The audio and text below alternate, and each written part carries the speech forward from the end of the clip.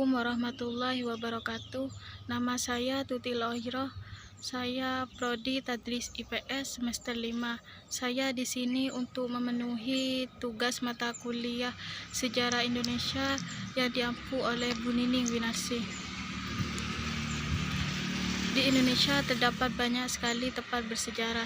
Salah satunya candi. Saya di sini untuk mendeskripsikan salah satu candi yang ada di Indonesia, yaitu Candi Jabung.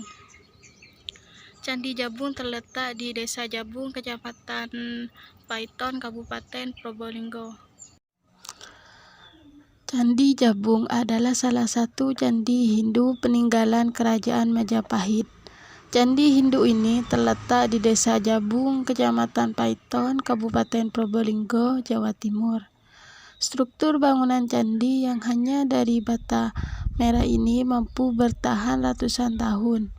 Menurut keagamaan, agama Buddha, dalam kitab Nagarakertagama, Candi Jabung disebutkan dengan nama Vajrajineyaparamita-pura. Dalam kitab Nagarakertagama, Candi Jabung dikunjungi oleh Raja Hayam Wuruk pada lawatannya keliling Jawa Timur pada tahun 1359 Masehi. Pada kitab Pararaton disebut Sajabung, yaitu tempat pemakaman Gundal, salah seorang keluarga raja. Arsitektur bangunan candi ini hampir serupa dengan Candi Bahal yang ada di Bahal, Sumatera Utara. Pada tahun 1848 pernah diteliti oleh Reck dan disebut pula dalam History of Java, buku karya Th. Stamford Raffles 1917. Candi Jabung berdiri di sebidang tanah berukuran 35 meter x 40 meter. Pemugaran secara fisik pada tahun 1983 sampai 1987. Penataan lingkungan luasnya bertambah 20,042 meter persegi dan terletak pada ketinggian 8 meter di atas permukaan air laut. Situs terdiri dari dua bangunan utama, yang terdiri atas satu bangunan besar dan yang satu bangunan kecil, dan biasa disebut candi sudut. Yang menarik adalah material bangunan candi yang tersusun dari batu bata merah berkualitas tinggi yang diukir untuk membentuk relief. Bangunan terbuat dari batu bata dan ukuran Candi Jabung adalah panjang 13,13 meter, lebar 9,60 meter, dan tinggi 15,58 meter. Candi Jabung menghadap ke arah barat, pada sisi barat menjorok ke depan, merupakan bekas susunan tangga naik memasuki candi. Di sebelah barat daya halaman candi terdapat bangunan candi kecil. Menara sudut diperkirakan penjuru pagar, fungsinya sebagai pelengkap bangunan induk Candi Jabung. Selanjutnya adalah bagian tubuh candi. Bagian tubuh candi terdapat relief manusia, rumah, dan pohon-pohonan. Pada sudut tenggara terdapat relief yang menggambarkan wanita naik di punggung seekor ikan. Relief ini dalam agama Hindu mengisahkan cerita pelepasan jiwa Sri Tanjung.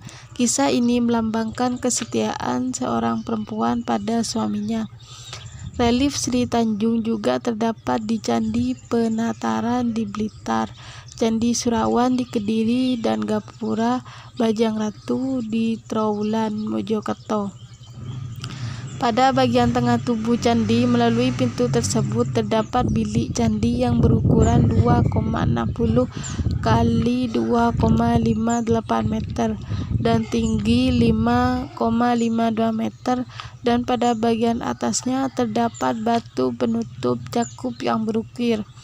Setelah bagian dasar tubuh candi berbentuk persegi, diteruskan dengan tubuh candi berbentuk tabung atau silinder, dihias relief dan ukiran yang indah dan halus pahatannya. Di atas gawang pintu dan relung, di semua penjuru terpahat bentuk kala. Di bagian bawah ambang pintu bentuknya segi empat menonjol keluar, yang tengahnya dipahatkan kepala naga. Pada atas bingkai pintu ada balok batu kali, terdapat pahatan roset. Di tengahnya bertuliskan angka tahun Saka 1276 Saka atau 1354 Masehi, merupakan bukti masa pembangunan Candi Jabung. Bagian selanjutnya adalah kaki candi. Pada dasarnya bentuknya segi empat. Bagian barat atau depan terdapat bagian yang menjorok keluar atau bagian konstruksi yang mendukung tangga naik. Candi Jabung terdapat sebuah bilik segi empat dengan ukuran 1,30 kali 1,30 meter tanpa terdapat pintu masuk untuk memasukinya.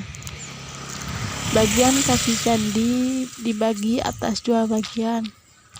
Pertama, kaki candi tingkat pertama dimulai dari list di atas batu yang berbentuk ekif dan hiasan daun padina.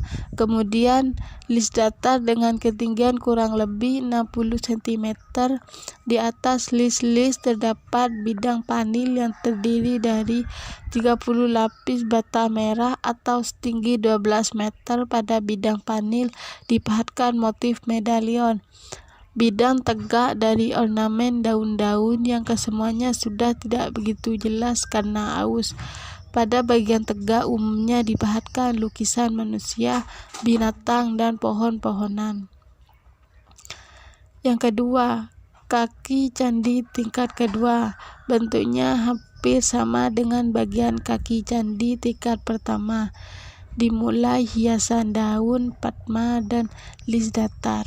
Di beberapa bagian terdapat bidang vertikal selebar 50 cm berisi ukiran kala dan ornamen daun-daunan.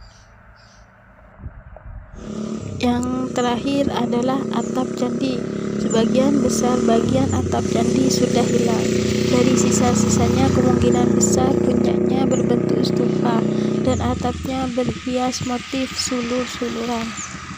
Demikianlah deskripsi dari saya. Apabila ada kesalahan, mohon maaf yang sebesar-besarnya. Wassalamualaikum warahmatullahi wabarakatuh.